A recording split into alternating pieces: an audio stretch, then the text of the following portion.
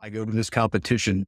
I cleared my opening height, which was phenomenal. I realized I'm an athlete again. After all these years competing, my first attempt at my second height, I blew out my knee, 100% tear of my ACL in my left leg. I had 2 tears of my meniscus, 3 lateral tendon sprains, and 2 small fractures of the tibial condyle, all in one jump.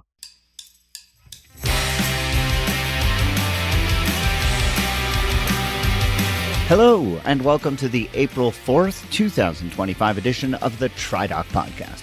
I'm your host, Jeff Sankoff, the TriDoc, an emergency physician, triathlete, multiple Ironman finisher, and triathlon coach, coming to you, as always, from beautiful, sunny Denver, Colorado.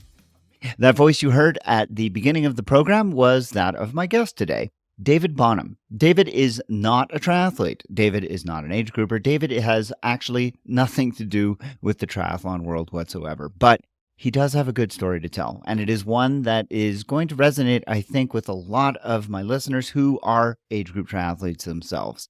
It certainly did with me. You see, I met David through my daughter, who is a pole vaulter at the Drift Motion Pole Vault Club, a club that David, too, is belonging to as a master's athlete. He was a pole vaulter in his youth, stepped away from the sport for many, many years, and then was kind of dragged back in by his daughter, who needed a pole vault coach at her high school. And as he returned to a sport and rekindled his love for a sport that he had so much affinity for as a youth, he went through a lot of the same kinds of trials and tribulations, and I dare say even more than a lot of us do as age group triathletes.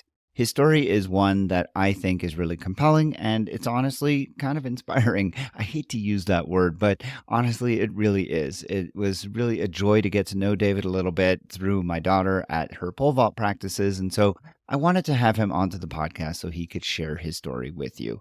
I think you'll enjoy it. That interview's coming up a little bit later on, and one thing that David asked me to express was his deep gratitude for a couple of pole vault clubs that he has had the opportunity to work with as he has relearn the sport and really become quite proficient at it as a master's athlete. And that is the Drift Motion Club that my daughter is a member of, and also the Strive High Pole Vault Club. I wanted to be sure to mention that at the top of the program because David had himself forgotten to mention it during our interview. And so, again, the Drift Motion Pole Vault Club and the Strive High Pole Vault Club, 2 clubs that David is deeply indebted to, and he wanted to make sure that that indebtedness and gratitude was expressed right off the top. Before we get to the interview with David, I am going to be speaking with my friend and colleague Juliet Hochman, as always, during the medical mailbag segment. And this time we're returning to a little bit less out there kind of question. We have another listener question, though, that comes to us, and this time it's about lactate sensors. We have all kinds of different devices that have been marketed to us as endurance athletes as a means of getting more and more metrics to help us understand our training, racing, and recovery. Some of the more recent kinds of things that have come out are wearables that give us the opportunity to sort of peer beneath the skin and get a sense of what's going on physiologically in our muscles. And one of those are the lactate sensors. This promises, if they're actually going to do what they say they can, to give us real insight to things like lactate threshold, to whether or not we are training in the appropriate zones and how well we recover. But the question, as always, is do they actually work and do they provide the kind of information that we really need them to? Well, we're going to dive into the evidence and give you the answers that we've been able to find and whether or not you should be excited about this tech or if it's something you need to kind of wait on just a little bit longer before taking the plunge. And that's coming up in just a short bit. Before I get to those 2 segments, though, I do want to make mention of the fact that I am going away on vacation for a couple of weeks. I'm going to be out in Indonesia, reliving my 25th, well, not reliving, I guess, actually going for my 25th wedding anniversary with my beautiful wife, Sandra. When we got married, we honeymooned in Bali, and so we are going to be spending a few short days in Bali before we head off on a liveaboard dive trip in eastern Indonesia, where I hope to be getting a lot of amazing diving and a lot of amazing underwater photography. As you probably know from listening to this podcast for a long time, diving and underwater photography, big passions of mine next to endurance sport. So hope to be partaking of a lot of really fun stuff while I'm down there. Now, what that means is that I will not be producing my usual episode in a couple of weeks' time. Instead of that, we are going to have a guest episode from a different podcast, a podcast that I have worked a lot with in the past and collaborated with. I am going to be very proud to be bringing you one of their episodes on my usual date on April the 18th. So you can look for that coming in your feed. I just want to let you know that there won't be the usual TriDoc podcast, but instead a special podcast episode that will come out on April 18th. And then I will be back with the usual medical mailbag and a guest segment 2 weeks after that. The other thing you need to know is that April 18th episode will not have a YouTube video. So if you are one of the subscribers or one of the people who watches the podcast on video, you'll have to get that one as audio only. There will not be a video for the April 18th episode. All right, with all of that out of the way, let's get right to it and move into the medical mailbag, where we're going to discuss lactate sensors, myself and Juliet Hawk.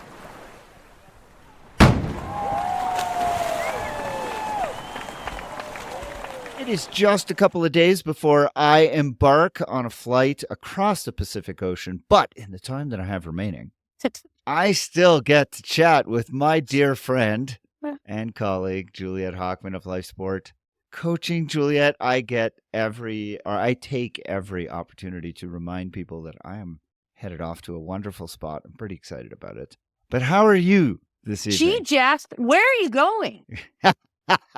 I don't know. I might be going to a lovely 25th anniversary trip with my betrothed, and we will be spending a few days in Bali before embarking on a liveaboard dive trip. I think we're in for some good times. Oh, amazing. Amazing. Definitely pay attention to the socials. There will be some vacation spam headed your way. There will be lots of pictures of underwater fish and turtles. Yes, and I hope. Yeah. Good. How are you, Awesome. Juliet? How are things? Yeah? I am very well. Yeah, I had a great weekend. I had a road race this weekend, a bike race. So that was really fun. I had an incredibly fun race, and I got nipped in the sprint in the last 100 meters. It's that last little surge, right? Actually, it was very funny. I was trading comments with this woman the whole way through the whole race, and she's a much more experienced bike racer than I am. And as we entered the last 500 meters, I kept shouting over my shoulder, "It would be really nice if you would tell me when you could go. When are you going to go? Are you gonna go? Can you just let me know so I'm ready?" Totally giving her a hard time.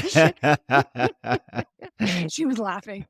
So yeah, I think the women's competition is much more friendly and relaxed. I think that is awesome. She's a bike racer. I'm a triathlete. I didn't know what was going on. So it was a lot of fun. All right, so let's talk about this question from one of our listeners. Yeah, please bring it. What are we discussing tonight? All right. So this comes to us from Richard Waite. Richard, thanks so much for sending this in. We always appreciate our listeners when they send in questions. And he wants to know about lactate sensors, and in particular, the transcutaneous lactate sensor. He was asking about a product made by Ona Labs that he has experimented with. And I know we're going to talk about that particular product, but I think that we can back up a little bit and talk about lactate sensors in general, whether they're transcutaneous or another type, in a more general sense, in terms of what do they do for us? Are they useful? How does it apply? And is it a good tool for age groupers, et cetera? So let's dive into all things lactate sensors. Yeah, I am just so excited to not be talking about pseudoscience for a change. We've had a couple of episodes that are way out there, so it's nice to bring it on back. So thank you, Richard. Excellent question. Lactate threshold, something that I know that most of our athletes will have heard those terms, heard those words, and maybe you're familiar with exactly what it means, but maybe not. So it's probably a good idea just to go over what it is, and then we could talk about the sensors and what they measure and how we get to it. So basically, when we exert ourselves, as we increase the intensity with which we do, we need to increase the amount of oxygen being brought to our hardworking cells. And we do that first through increasing our heart rate, and then by increasing the volume of blood basically squeezed out of the heart with each beat. So all of that to say that you are increasing your cardiac output and thereby increasing your oxygen carrying capacity. So you're increasing your oxygen delivery to the cells. So as you go from a zone 1, zone 2 effort where it's very conversational, very easy, you're just going along, everything seems so comfortable. If you ramp that up to zone 3, you will have an increase in your heart rate. You'll feel the exertion. You'll start breathing more deeply because you need to get more oxygen into your lungs to oxygenate the blood that's coming through. And as you go up to zone 4, now you're approaching what is called the lactate threshold. And basically, when we talk about zone 4 and then even zone 5, what we're talking about is the point at which the oxygen demand by the cells, as you are increasing the amount of work that you're doing, suddenly tips past the point that your oxygen delivery is capable of keeping up with. So you have an imbalance between oxygen need and oxygen supply. And once that happens, then you go from an aerobic metabolism, a metabolism that you are burning carbohydrates, and each time you burn a molecule of sugar, it is being combined with oxygen in order to produce water and carbon dioxide. Suddenly, you don't have enough oxygen for the amount of energy that is needed. And so while you will still be aerobically burning carbohydrate, you will now also have a second pathway that kicks into action, and you will now anaerobically start to burn through glucose as well. You will produce less ATP per molecule, so you will produce, it's a less efficient way of producing energy from glucose. And the byproduct, instead of being water and carbon dioxide, now becomes an acid component in the form of lactic acid. And when lactic acid dissociates, it dissociates into a hydrogen ion and lactate. Lactate is the thing that causes that burn that we feel. It's the thing that actually makes you feel nauseated when you really eclipse your lactate threshold and you start producing large quantities of lactate in the blood because it spills out of the cells. It goes into your bloodstream. It does. It makes you feel gross. And my son, Adam, he's really funny. As he's gotten better and better at track and cross country, he has become ever so familiar with his lactate threshold and knows how over time to be able to hold his effort above his lactate threshold. And he used to hate it. In fact, my daughter, who's the pole vaulter, Lauren, she used to be a really good cross-country runner, and she got out of it because she just could not stand being anaerobic. She hated it. Dad, I hate being that feeling of pushing too hard. And I would try to explain to her what's going on, but she just wanted nothing to do with it. Pole vault is much more her speed. Just a short sprint, get up in the air and over the bar, and she doesn't have to deal with lactate. But that's what it is. It's the way that I've heard it explained and often explained to my athletes is your lactate threshold is the point at which your body can no longer flush lactic. And so you begin that, is that correct? You begin to build that up. You begin to feel it in your muscles a little bit more. And it's that burn, like when the woman pulled around me in the last 200 meters and took off. That's really interesting that you have described it that way. That's super interesting. So lactate gets produced, but it also then gets metabolized. And the metabolism of lactate is generally pretty efficient, but it does take some time. And that's why after you finish an effort, you still have that kind of nausea, you still have that kind of gross feeling. But over usually about 5 to 10 minutes, that lactate gets metabolized to bicarbonate and it goes away. The metabolism of lactate is not the issue here. Like flushing the lactate is not the issue. It's just the production of lactate. And so it's the fact that you're exceeding your ability of your body to provide enough oxygen to adequately fuel the need for metabolism. Because remember, for every sugar molecule, you need to keep pumping oxygen into the furnace in order to burn for metabolic processes once you get past your ability to do that. So we do these ramp tests. Ramp test is very simple, right? If you're familiar with lactate threshold, it's doing a ramp test. And that means basically you're producing, so you could do it on the bike, you could do it on the run. They're very much the same thing. You basically get yourself warmed up, and then you basically start increasing your power output or your pace run every 2 minutes or so. And you just keep doing it by 5 to 10 watts every 2 minutes until you just collapse. You can't do it anymore. But at one point, just before you get to that collapse point, your heart rate is going to shoot upwards. It's going to become unsustainable. And that is a parallel for where your lactate threshold is. And you can actually measure, as we're going to talk about very briefly, you can measure your lactate and actually graph out your lactate and see that it corresponds very nicely with when your heart rate kind of decouples from your effort. And again, it just is this concept that as your effort increases, you need to increase your oxygen delivery, but at some point you're going to exceed your oxygen delivery. And oxygen delivery is basically your cardiac output times your oxygen carrying capacity in your blood. So when we talk about this, is a great little aside. When we talk about doping, we talk about how EPO helps people do endurance sport better. What EPO does is it increases one of the things that is the factor in determining oxygen carrying capacity. So oxygen carrying capacity is almost 98% determined by your hemoglobin concentration. So remember, I said oxygen delivery is your cardiac output times your oxygen carrying capacity. If you can increase your hemoglobin just a little bit, then your oxygen carrying capacity goes up. And even if your cardiac output doesn't change, you've just dramatically improved your oxygen delivery to the cells, and your lactate threshold unchanged. Your lactate threshold is still going to be pretty much the same in terms of at what point it tips over, but it's going to tip over later now because you could deliver more oxygen. If that makes sense.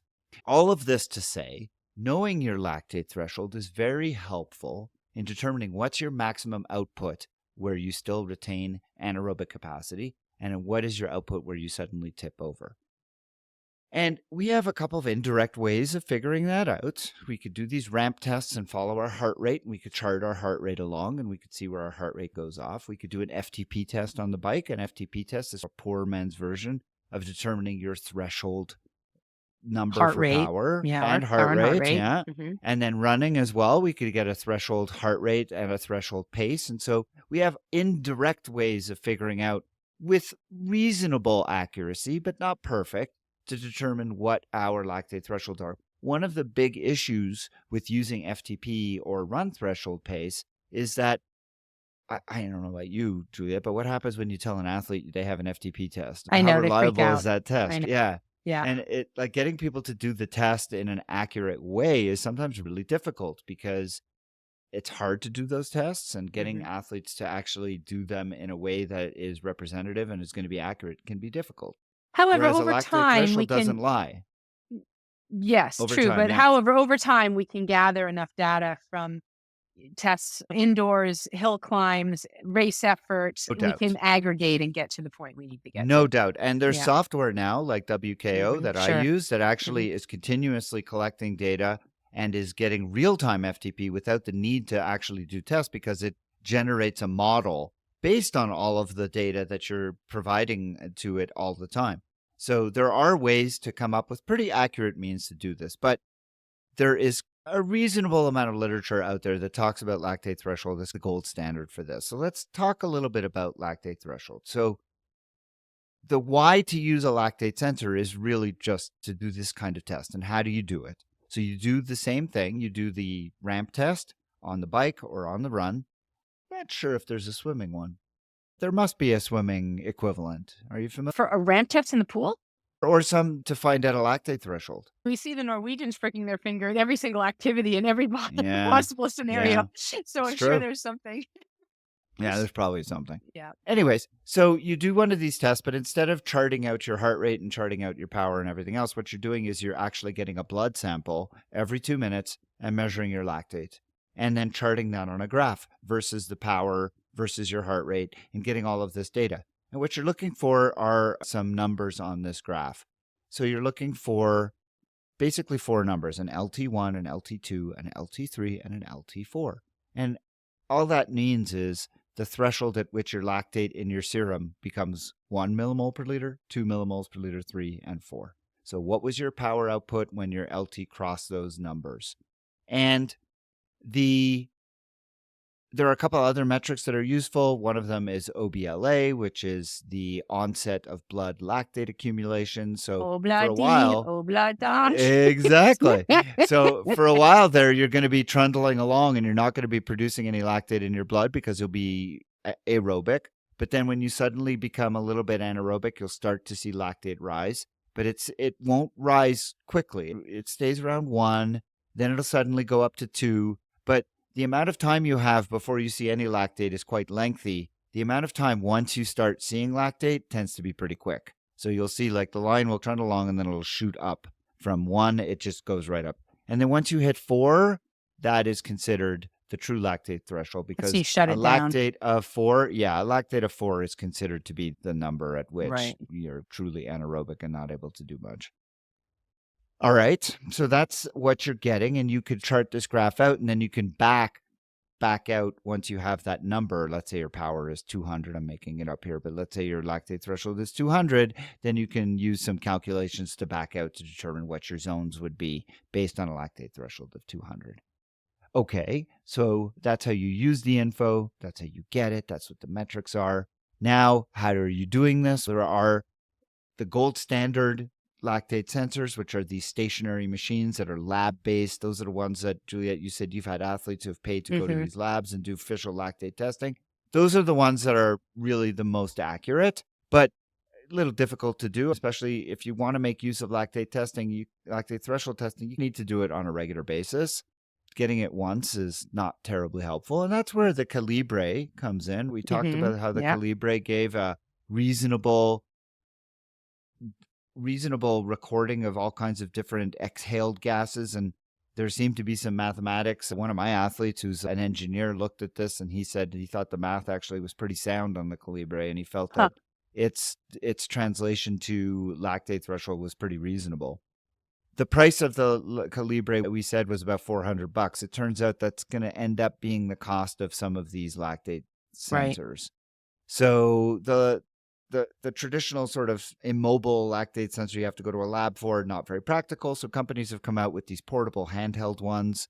The big ones are the Lactate Plus, the Lactate Scout, the TriDoc, the Lactate Pro. It doesn't matter. They're all handheld devices. They use a little strip. You have to have a little blade that you either cut your ear or your finger, get a blood sample. You use a strip to collect that blood sample. You put it into the machine and it gives you a number.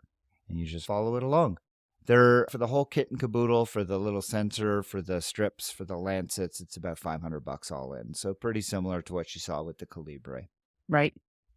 So then how do they work? Basically, they work by a kind of interesting little thing that's going on in those strips.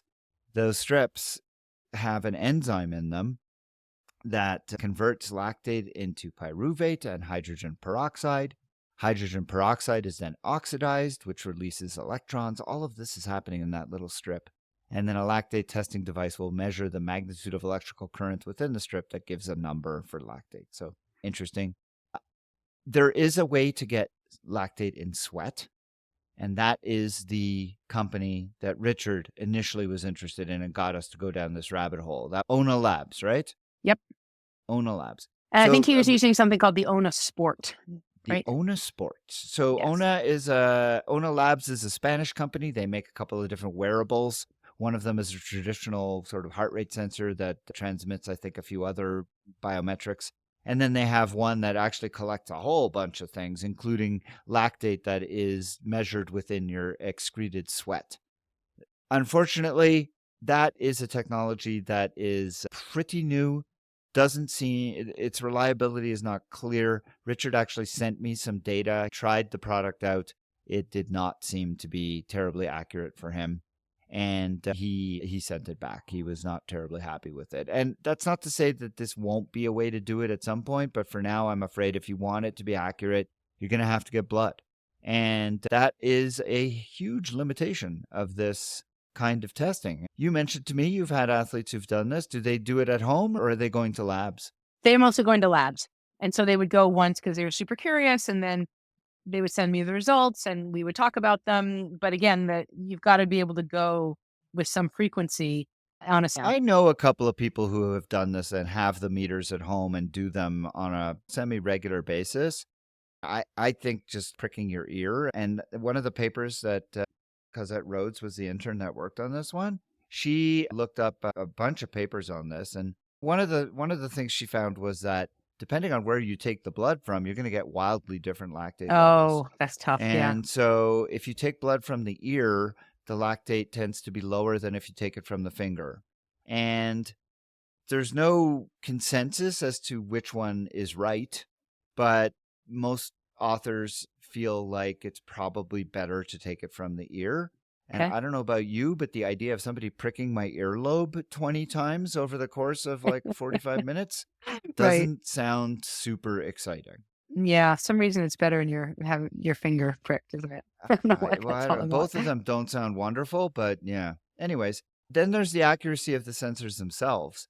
They're reasonable. The best ones tend to be the more expensive ones, as you might imagine. But even then, 10% error, about. Yeah. 10% variability, and that can turn into meaning that your lactate threshold is off by as much as 15 to 20%, because a 10% variability on the measurement translates to 4 as a threshold becoming as low as 3.4. So it could be a pretty substantial difference in what you're actually measuring and what you're actually seeing. Now, is that better than doing an FTP test, which we know is inherently inaccurate? Maybe. It might still be better.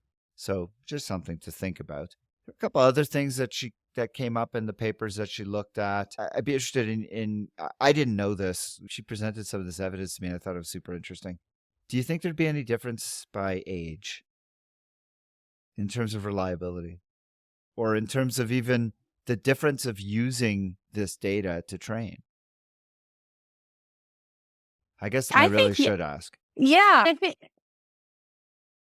I mean, there's often variability in other metrics that we use, so it wouldn't surprise me if there was, but I can't argue why or why not.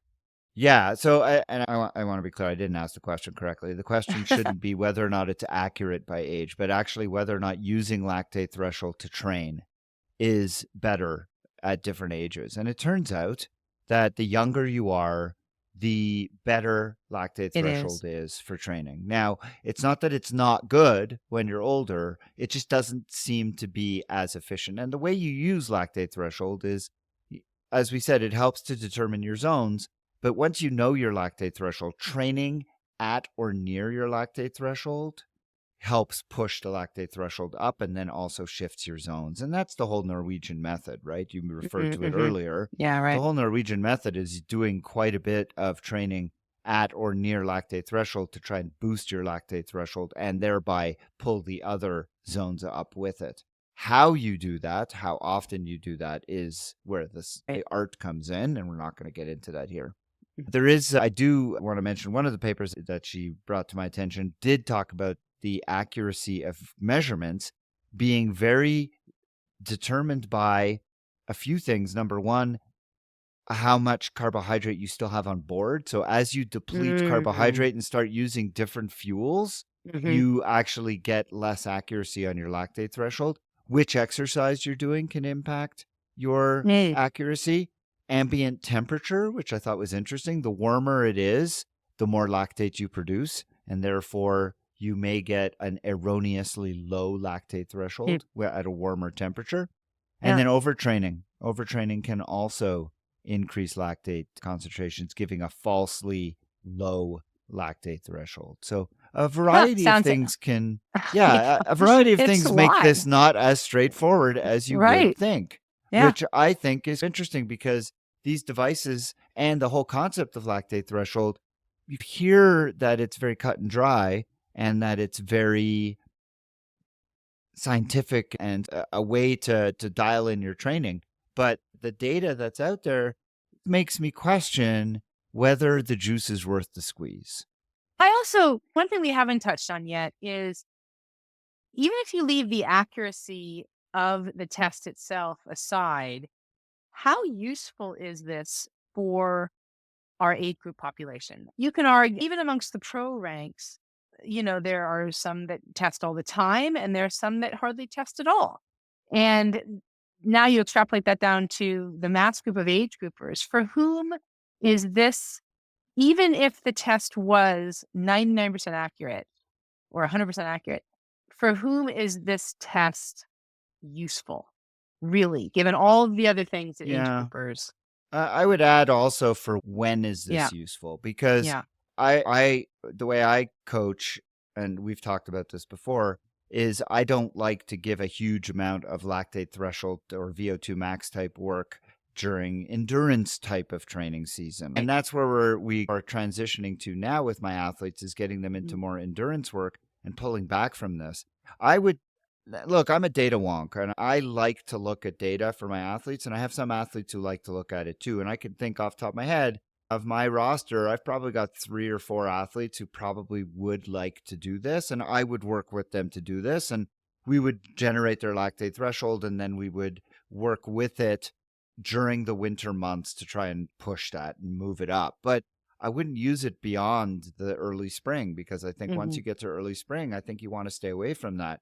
And I think you want to move into, again, as we said, staying lower than that, being more cognitive of endurance type efforts and keeping them very aerobic. Now, it would be nice to know the lactate threshold over time and see how it tracks. And certainly later in the winter, and as you're getting into that endurance time, see what their lactate threshold is and base your zones off of that. Combine that with what I'm getting out of WKO, see how it's almost use it as a check and see if that data is accurate. I think it's interesting. Do I need it? No. I'm not going to go get it. Although I'd love to. If somebody gave me one, I'd be like, oh, cool. I'll try this and see what I get from it. I think it's really interesting. I could definitely make use of this, but like you said, how useful? Not, I guess I think it could be the same utility for everybody, no matter what your skill level is. But do you need it for every skill level? I don't think so. I think we have other ways of figuring it out. And I also feel you take the vast majority of age groupers, and there's so many things we have to work on in triathlon: swim, bike, run, transitions, nutrition, so many things. And it just seems like there's other low-hanging fruit for us to gather before we start chasing down the rabbit hole of, are we close enough on what your FTP is or what your lactate threshold is in run pace and in bike power, if you even use bike power. I remember once talking to an athlete who was coming to me with reams and reams of data on all their, so much testing, so much analysis of every training and every race. And this athlete spent 13 minutes in T1. And I thought, we don't need to go any further. Let's talk about transitions. It just seems like for so many, it's interesting. And certainly there are people who are going to be more interested in it. Perhaps if there was a way to test regularly, the athletes on the pointy end might get a lot out of it. I don't know. I just think there's so much to think about without worrying about that. I think it is similar take-home point to what we said with the Calibre, which is this is super interesting. This is a little bit in the weeds. Yeah, it does what it says it does. It can help us train more scientifically, maybe a little bit more accurately. But does everybody really need this? No, of course not. But if you want it, and if you want it, as long as your coach is willing to work with you and make use of it, why not? If that's your jam, I wouldn't talk you out of it, but I agree with you. I think it's not necessary. Listen, both of us have managed and not ever just done fine this. without it. And we know several other people who are very high performing athletes also not doing this. I would be fascinated. I could think of somebody who listens to this podcast and is a frequent contributor on the Facebook group. I would love to know if he does this. I would not be surprised if he does. I'm not going to call him out, but I'll be very interested to know if he does this. He knows who he is. He lives in Arizona, and he knows who he is. I'm talking to you. I'll be fascinated to know if you use this. So let us know. Send us an email, put a comment in the Facebook group. We would really love to know if you're using this, how often, how have you found it helps and informs your training, or is it something that you just find it's interesting and nothing more? We'd be fascinated. Share your experience with others.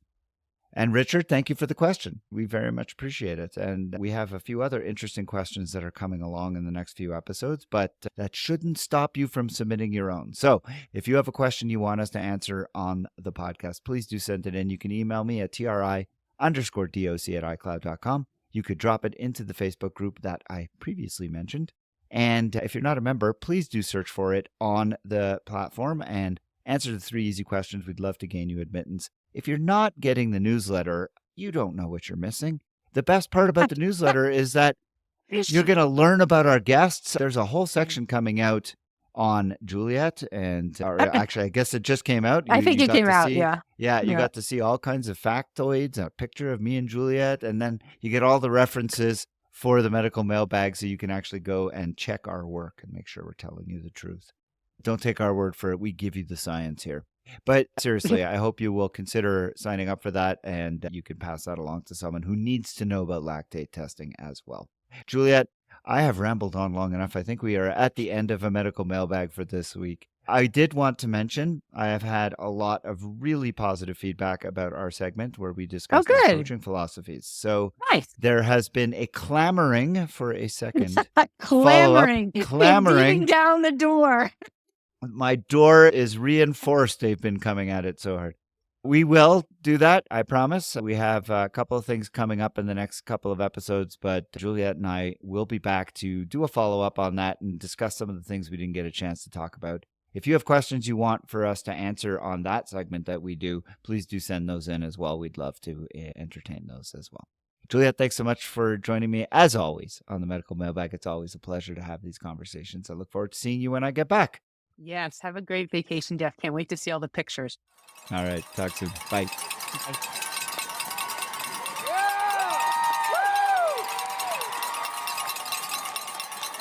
My guest on the podcast today is David Bonham, and no, you have not heard of him. The reason you don't know who David Bonham is because he's not a triathlete, he's not a swimmer, he's not a biker, and he's not even a runner. Don't leave. I promise. This is an interview that you're going to enjoy. I met David through not my son, who you've heard me speak about innumerable times on this show, but rather through my daughter. My daughter, as I've mentioned, I think a couple of times at least, is a pole vaulter. And pole vault is something that I probably, like many of you, I didn't really know a whole lot about. It was something that my daughter was drafted into from gymnastics, and it turns out she's good. She was picked out by her coach as being someone that he thought would have a lot of potential, and she has joined a club called Drift Motion, where she jumps now. She was jumping 4 times a week. She's jumping 3 times a week with them, on top of jumping with her school another 4 times a week. So she is like flying through the air on a regular basis. Anyways, over the winter, Lauren was jumping at some meets, some indoor meets at the Colorado School of Mines. And while I was there, I happened to notice there was a couple of older gentlemen, people more of my generation than some of the kids who were jumping. And I got a chance to meet one of them, who is my guest today, David, at one of the Drift Motion practices. And I got to talking to him, and I realized that in doing so, David's story is so similar to some of the stories that so many of us as age groupers have dealt with over the years. We pursue a sport because we love it. We pursue a sport even though it leads to innumerable amounts of sacrifices that we have to make, both to our own bodies and also to just the time commitments we have to make in order to excel at it and dedicate to it. But we get so much out of participating in triathlon. And David does by participating in pole vault. And so I wanted to bring him here and talk to him because when I got a chance to speak to him, I really enjoyed our conversation. And I thought that you, my listeners, would get something out of it as well. David's an extremely affable guy. He just has a passion for pole vault that I think will resonate with a lot of triathletes. And let me just tell you a little bit about him before I bring him on. David grew up in Ohio. He lives in the suburbs of Denver, and he and his wife have been together for 31 years since they met in middle school. He's 54 years old now, so a contemporary of mine. He has a daughter, and she is currently in her first year of college. He works as a game warden, or as he calls it, conservation law enforcement for the past 33 years. And he and his wife and daughter have a hobby farm with horses and other livestock.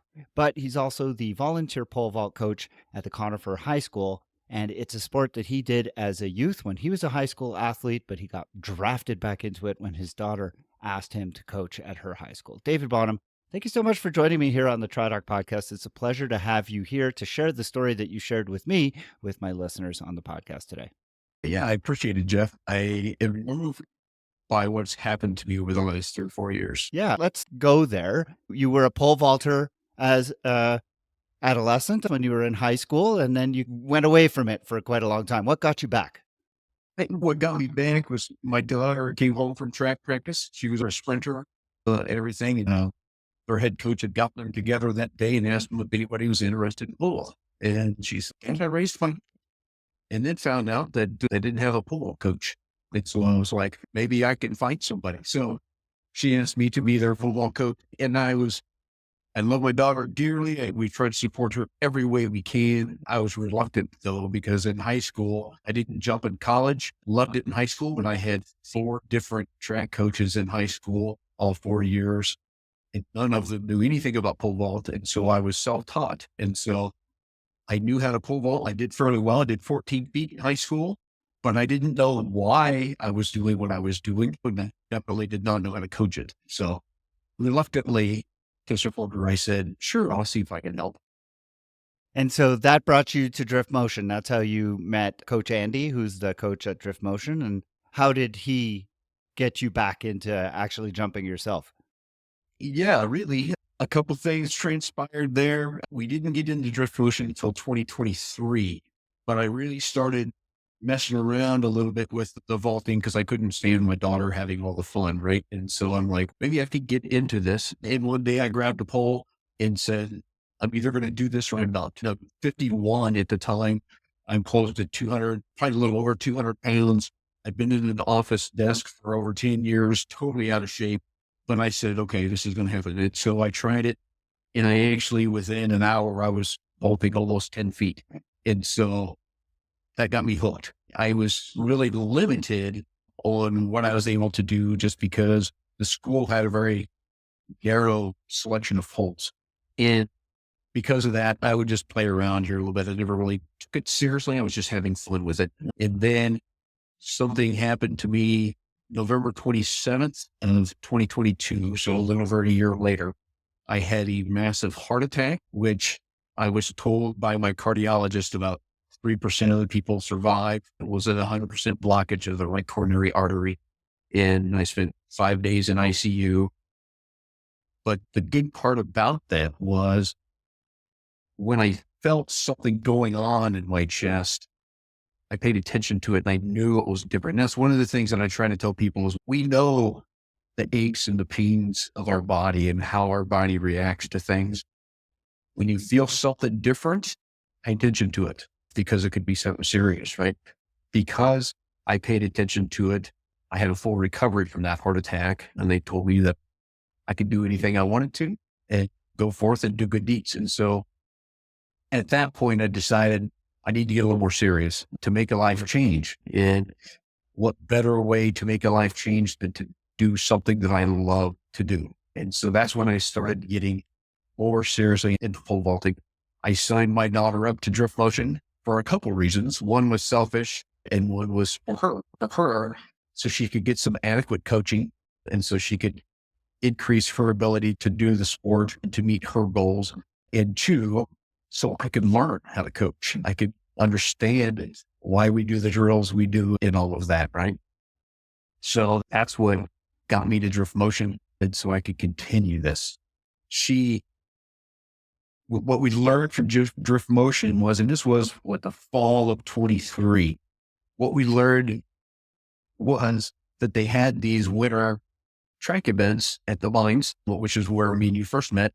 And I knew nothing about competitions and things like that. And so when I heard they had these high school events, she wanted to participate in it. And I'm like, that's great. And I actually asked Andy at Drift Motion, do they have like a geriatric league? And he laughed. They call it the Masters. And I'm like, oh, okay. What's that? Because I had no idea anything about the Masters or anything. So he kind of explained to me. And thankfully those meets were open and I could sign up for those meets. So I did. And I'm like, this is great. Over that first year, I lost 30 to 35 pounds, started getting in shape, started exercising, started getting into pole vaulting, but still was limited.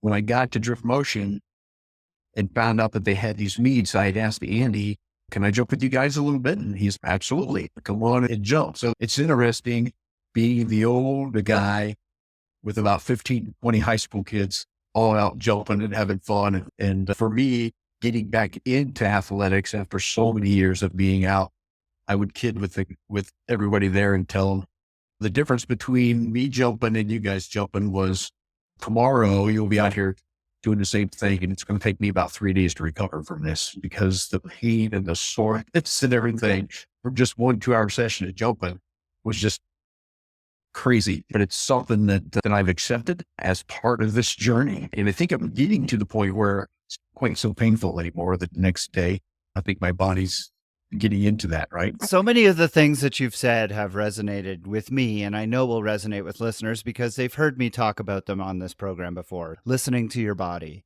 I have talked. Unfortunately, triathlon has issues with sudden death from cardiac events, mostly during the swim. And when you look back at those events, invariably, if the retrospectoscope, of course, is 2020, but if you talk to family members or friends of the deceased, you'll invariably hear that, oh, they were complaining of something being off, or they had mentioned that they had some discomfort or more shortness of breath than they did previously. And I have said many times that you have to listen to your body. You have to. We are so good at dismissing things, at saying, oh, it's just I've been training so hard, or my heart rate variability is just whatever it is, because we have so many metrics as triathletes. We just put all our faith in metrics. And I think that we forget that we need to pay attention to those little signs. And I think what you said was so important for people to hear.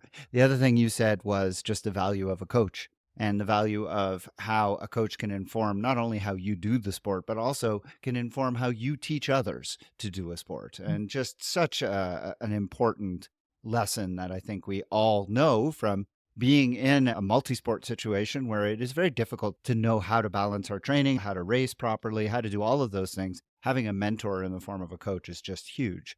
And then the idea that at our advancing age, it takes time to recover, and we have to give ourselves that grace. We have to know that, look, we're not going to be able to bounce back and do things the way we did when we were younger, and that's okay. That's okay. It doesn't diminish us as an athlete. It just means that we have to adjust to the fact that this is the way it is when we're in our grayer years, and we're going to be okay with that, because it doesn't mean we can't do what we want to do. It just means we have to maybe modify how we train for it and how we recover, especially how we recover for it. You mentioned that you lost like 35, 40 pounds. What did you undertake in terms of your lifestyle changes to be able to do that? Because I know we've talked a lot on this program about managing weight gain or managing body composition, managing weight. And there are a lot of people who come to multisport looking specifically for ways to change the way they look and how they feel. And it becomes difficult because, especially in endurance sport, you really have to take in a lot of calories to fuel your efforts. So how did you manage to lose that kind of weight? So really, I contributed to my diet, and I love to eat. I love chocolate. And I still eat chocolate, and I still love to eat. I've decided maybe I'll only eat one portion instead of two, that type of thing. But I think that the main thing that I did which was one simple thing, my saturated fats. I used to eat a lot of potato chips. I used to eat a lot of ice cream. I used to eat a lot of high saturated fat food. My cardiologist has told me that my cholesterol and my health condition is hereditary. It's not really based on food. So you don't care what your diet is. We're going to attack this a different direction. But it's important to me, given what I want to be doing now. I've changed my diet mainly because I am to the point where if I want to have a steak for dinner, I'm going to have a steak for dinner because I like that in life's short. I don't want to restrict myself that much. But when I snack now, I have pretzels, which is zero saturated fats. I have wheat thins, which are zero saturated fats. So I've tried to cut that out, and I don't think I've really sacrificed anything because I still like what I'm snacking on. It's just a better choice of food. I'm not a health by any means, but just making a little change like that for me has made a huge difference, and it's enjoyable still. To me, that's the big thing about it. Is again, it's something you love to do, you're passionate to do, so you're going to stick with it. And so when I get hungry and I want a snack, I'll grab something a little more healthier for me so I could still enjoy that. And I'm not going to be wanting to say, gosh, I wish I could eat what I wanted to eat. So it's going to be Another thing that you have in common with so many triathletes is I know you had a pretty bad injury that kept you out of the sport that you rediscovered pretty soon after you got back into it. So tell us about that injury. Tell us about how you managed, because the injury you had is one that actually one of the athletes I coach has had. And it can be a real challenge mentally, because when you're just getting into something you really love and your training is starting to click, and then you have an injury that puts you out for a good 6 months, that's a tough one. So tell us what happened. It was. So we got into drip motion. My daughter was doing good, found out about the winter qualification or the winter competitions. I told my daughter that I would love to get into these also. So we could do it together as father and daughter and have a great time together and everything. The first competition that came up was on November 30th.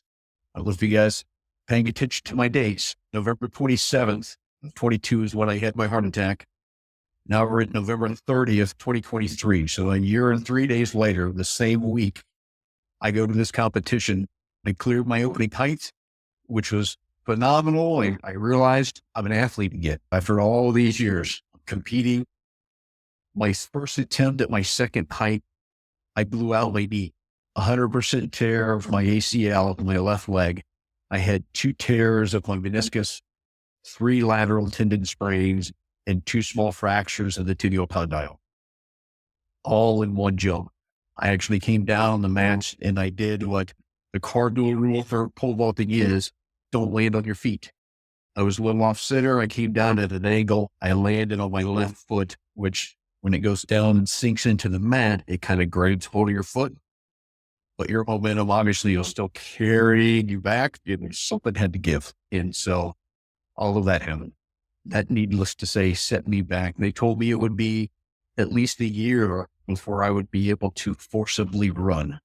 And so I was somewhat devastated from that, but determined that I wasn't done with this. This is a life change that I needed to stick with.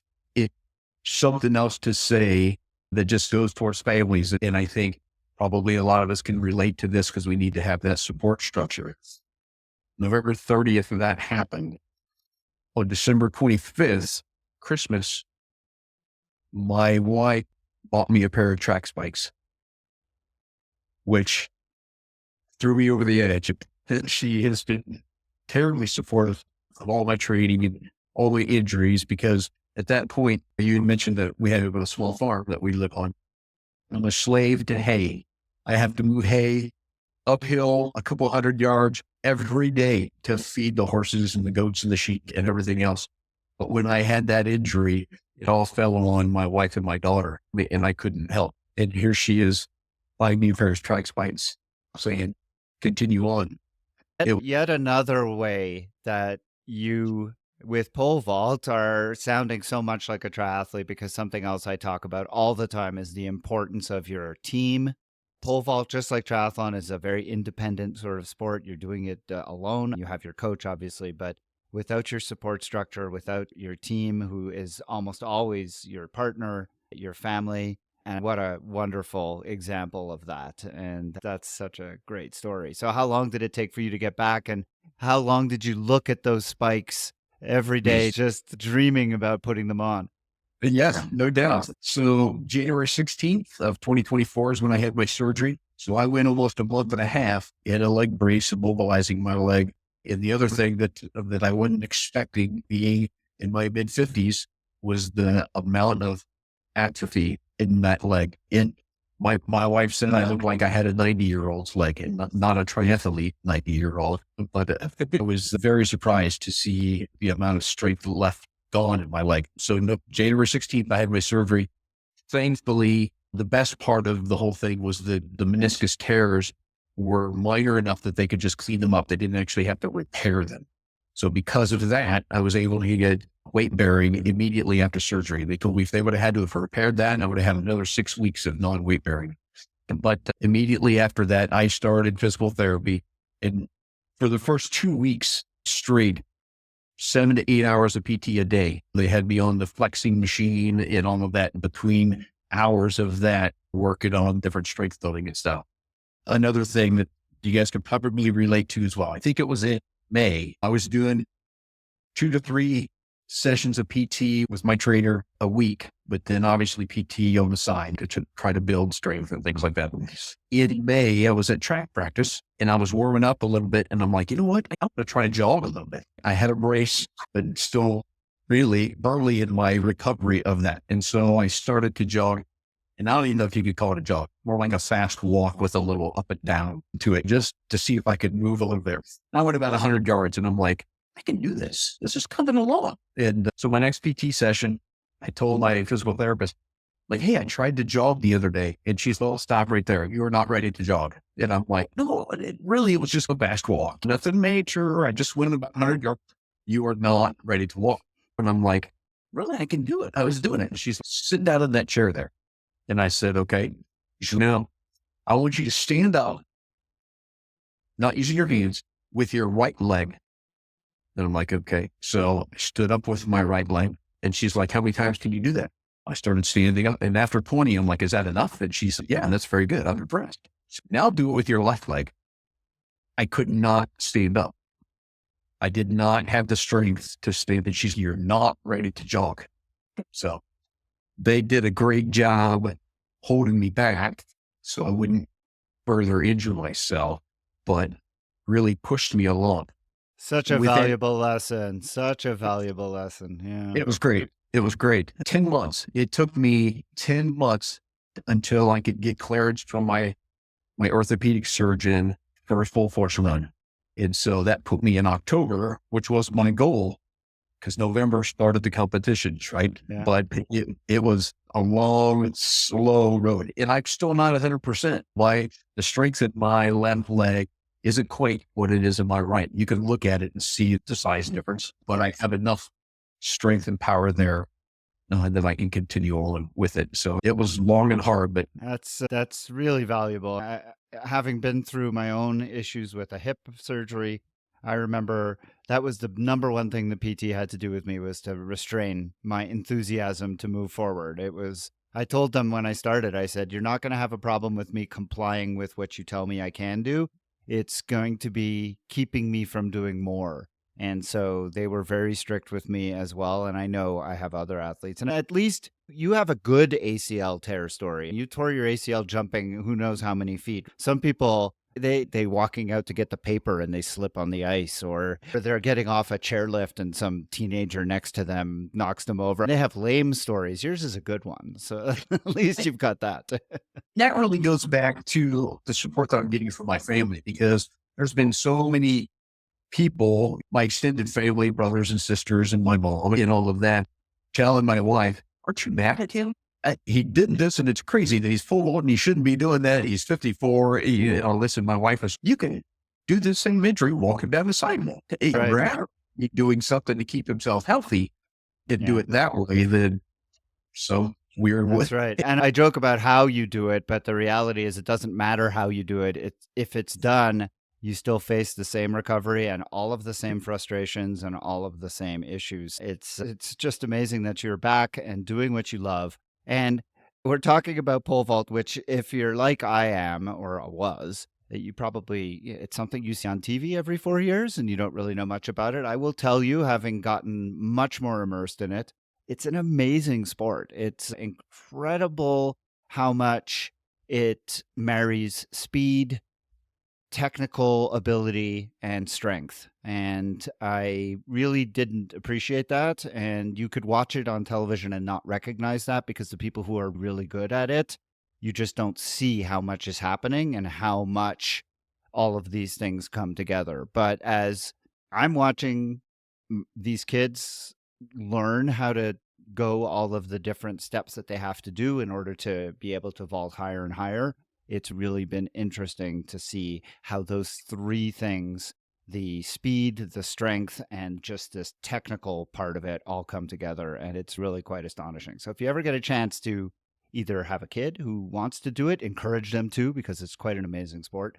Or if you get a chance to watch a practice and ask the coach who's there about some of it, it's just fascinating. Anyways, David, I can't thank you enough for coming and chatting with me today. I think this is a great story. I really enjoyed chatting with you and learning about you and your background and how you've just gotten through all this adversity to continue doing something that you're very passionate about and has obviously given you just a zest, right? A zest for life. On top of all of the great things you've got going for yourself, you now have this athletic pursuit that really adds a layer to it. And that's something I think as triathletes, we all share in. We all have this thing that we pursue as a way to add enjoyment to our life. And you are personifying that very much. And I really appreciate you sharing that story with us.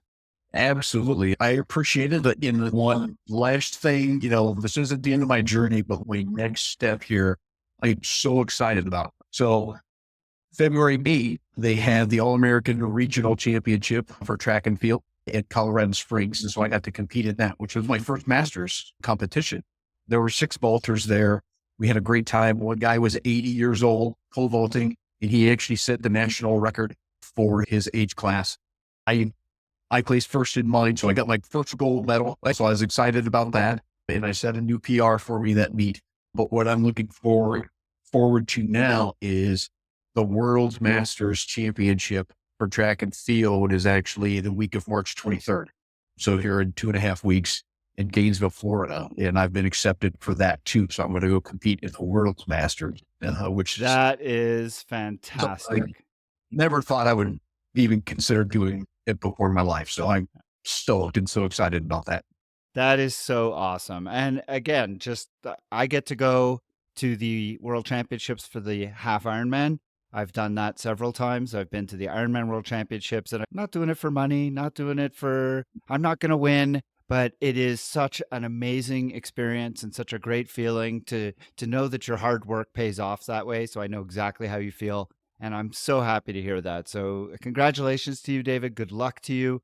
Thank you again for sharing your story. We are all going to be pulling for you on March the 23rd, and I will definitely update our listeners. If you keep me posted as to what happens there, we will definitely share your results with our listeners. David Bonham is a 54-year-old pole vaulter extraordinaire. He is a heart attack survivor and a ACL comeback athlete, and he is going to be competing at what is it? The World Masters Games? What is it?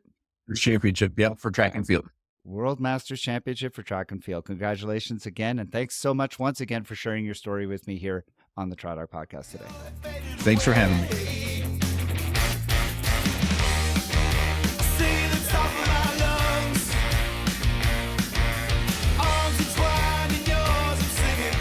Hi, my name is Justin Rayfield, and I'm a proud Patreon supporter of the TriDoc podcast, the only show that's more addictive than carbs before a long workout.